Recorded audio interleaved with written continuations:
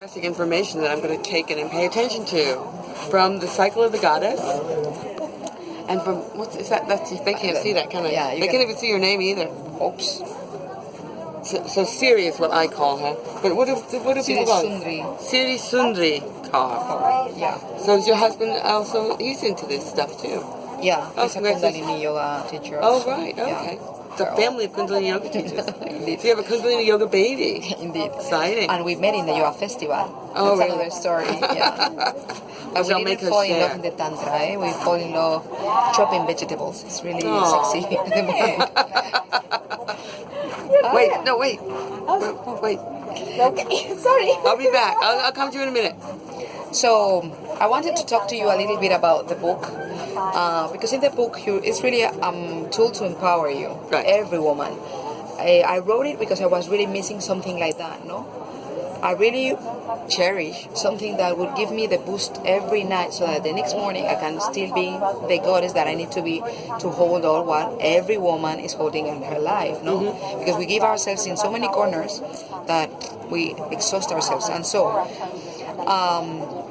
the point is that when you work with your numerology, you are able to find out a little bit who you are, what is the point, what are you here for, what is what you have to work on with yourself and with others.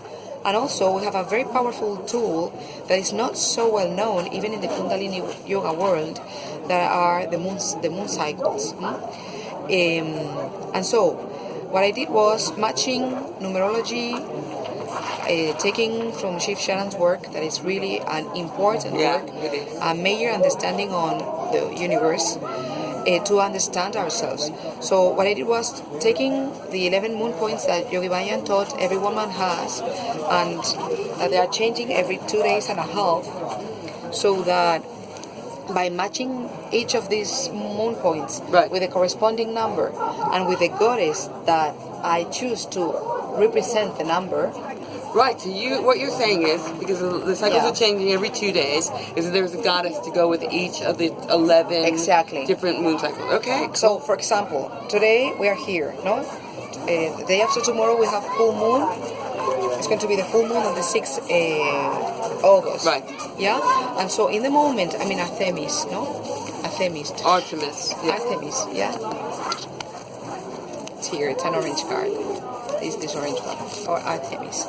So, in the moment, as I know my cycle already, because I've been working on this, I know that I am focused on the goal, going for it with a lot of energy. I have to be careful with becoming angry. I have to be careful with offering too much, volunteering. Okay. Because I can get into being the victim. When I volunteer, and I overdo myself, then I would blame the others for taking and not respecting me. And it's not been the others, it's been me that I've been volunteering. Volunteering and getting frantic and doing without listening to me. So when you get to know what's your cycle, then you understand. When you have a virgin goddess, that means that you need to do your thing. When you have a goddess that is really in setting limits, Durga, there I wouldn't make an appointment with my husband. I'm more likely to tell him off than to make love or anything of the sort. Or if I want to work on myself, I would go for Shakti. If I want to clean my wardrobes, I would go for Ekate. Know that she's discernant. Otherwise, I just change things from one place to another, but I don't throw anything away. Ekate is the only goddess that allows me to... Makes you clear. Exactly. So I've got a question. So if you are, once you got the cycle, do they all follow? It's not always the same. Exactly. The thing is, you have your sequence, even when you're not menstruating. Right. You have your sequence, and I have mine. And every woman has her own sequence. And unless you really go under a huge trauma, otherwise you keep the cycles forever. Okay. So the point is, it's true that it takes a little bit of watching yourself, and that's why I created the cards, because it takes a little bit time to be able to figure out what is your menstrual cycle. I think that in 4 months, observing you are able to make it, and you say, oh my god, 4 months, huh? The thing is that if you have these cheating papers, yeah, they are little cheats, because all the information's on the back. Exactly. Yeah. Once you read a little bit about the book, about the goddesses in the book, that is just one little phase of page. Exactly. You get familiar with the goddess, you see, okay, I'm doing this, that's me, that's not me at all. Then you get the cards. And so every night or every morning, whenever you decide to do that, you can check, and say, okay, was I here?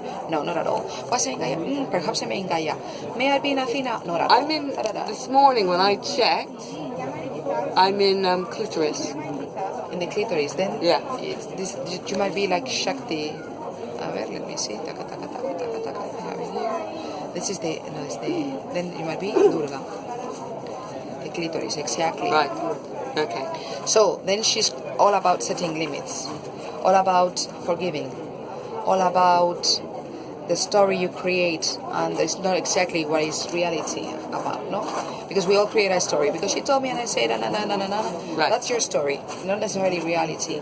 So the goddess is telling her to today pay attention on these three things: forgiving. Sad now. No, hold on.